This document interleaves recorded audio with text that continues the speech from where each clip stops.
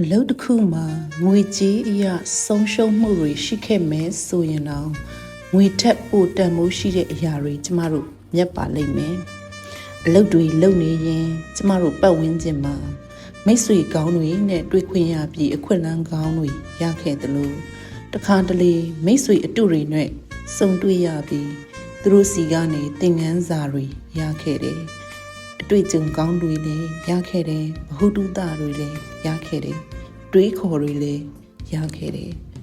အဲ့ဒီအရာတွေကပဲနောက်ထပ်ခွင့်လန်းကောင်းတွေဝင်ငွေကောင်းတွေရရှိဖို့တွန်းပို့ပေးပါလိမ့်မယ်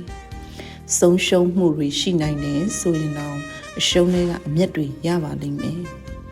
ငွေကြေးထက်ပိုတန်မိုးရှိတဲ့မိတ်ဆွေကောင်းတွေကျမတို့မျက်နေပါလိမ့်မယ်